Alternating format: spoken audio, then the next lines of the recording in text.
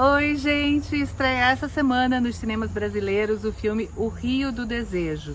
Ele é uma história de amor que se passa lá na Amazônia e que conta a história de um homem e uma mulher que se apaixonam, vão morar juntos na casa onde moram também os dois irmãos do cara. E aí as histórias começam a acontecer.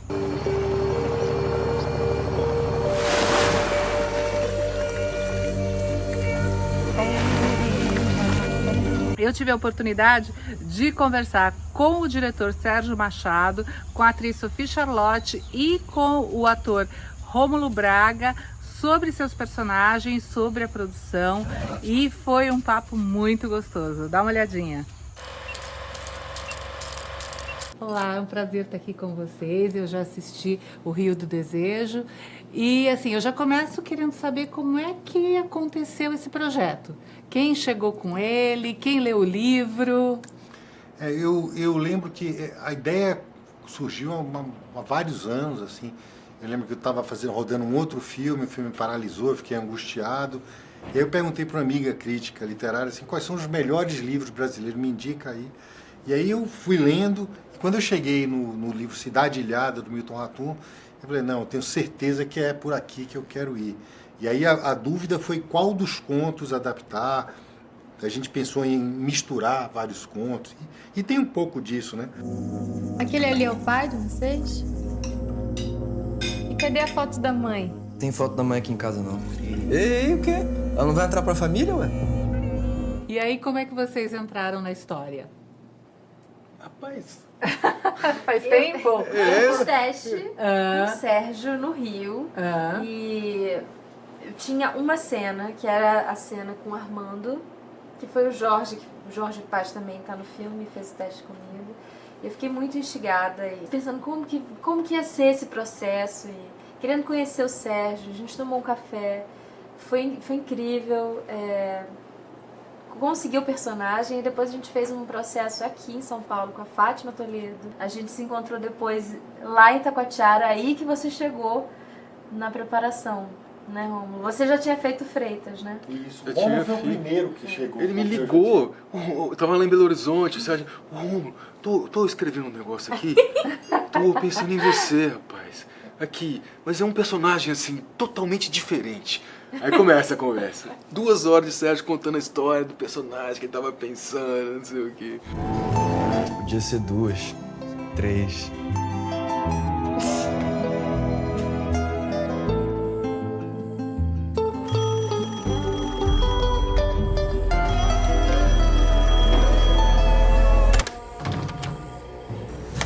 E como é que foi essa coisa que vocês fizeram, a maior parte da produção foi em locação, né? 100%. 100%. Então, assim, como é que foi essa coisa de lidar com a natureza? Que é sempre uma coisa muito complicada, né? É engraçado que tem um lado complicado, né? A gente viveu situações complexas, né? Porque você está à mercê, né, da natureza. Mas, para mim, não sei se é porque eu tenho uma memória seletiva, mas o que ficou foi o esplendor de estar ali, naquele lugar lindo, aquele vento que batia no rosto quando você estava andando de barco. E tem o calor, né, da Amazônia, mas o calor que ficou na minha cabeça é o calor humano da população. Assim, eu nunca tinha... Eu já fiz filmes no Nordeste, onde as pessoas são muito calorosas, mas lá foi uma coisa realmente especial, assim, o carinho que a cidade teve não teve nenhum incidente, que eu me lembro, com algum morador, assim. As pessoas tinham um carinho pelo filme, foi muito... As lembranças que me ficam mais fortes, para mim, são todas muito... do quanto foi prazeroso. Eu fico sonhando em voltar a filmar lá. Ahí están los pájaros. Siempre vuelven. A sua personagem, a Naira, eu fiquei analisando, né? No primeiro momento, ela percebe o quanto que ela tem uma influência sobre os homens da casa, ou ela no princípio acha assim, né, tô aqui, tô com o meu marido, o namorado, e os irmãos são irmãos. Eu acho que a literatura do Milton abre muito para o mistério. Tá. E para o subtexto, e para você não tem certeza absoluta, você tem um desenho, mas será? Então, assim, E eu acho que isso permeia o nosso filme o tempo todo. Mas, sem dúvida, a Naira é uma mulher livre. Sim. Uma mulher que vive a sua espontaneidade, o seu brilho, sem concessões, sem precisar ser responsável pelo desejo do outro. Sim. Então, como um sujeito que deseja e que ocupa seu lugar, sem pedir licença, sem se diminuir porque pode isso ou não pode aquilo, o que pode ser que venha a acontecer. Então, essa lógica da Naira é um pouco diferente nesse sentido, é muito mais livre. Queria aprender. Sim. É interessante isso. E aí eu também queria falar um pouquinho do Dalmo. Dalmo, né? Ele, para mim, ele é o personagem mais misterioso da história, né? Porque ele tem algumas atitudes que, num primeiro momento, você não entende. Uma coisa que me deixou muito assim, aquela coisa da pulga atrás da orelha, foi o porquê ele não toma uma atitude quando ele chega num determinado local que está acontecendo uma determinada coisa. Ele fica na espera. Eu acho que... Vamos pensar junto aqui, porque é realmente uma ótima pergunta, uma ótima questão. Porque eu acho que ele é um homem que nunca age. Ele é um sujeito reativo e estacionado na sua limitação.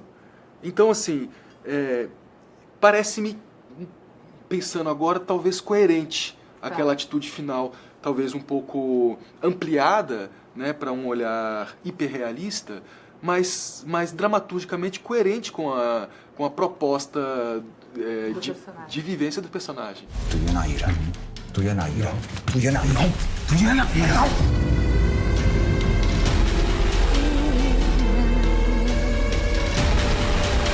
Eu não me interesso de falar sobre culpa, sobre traição.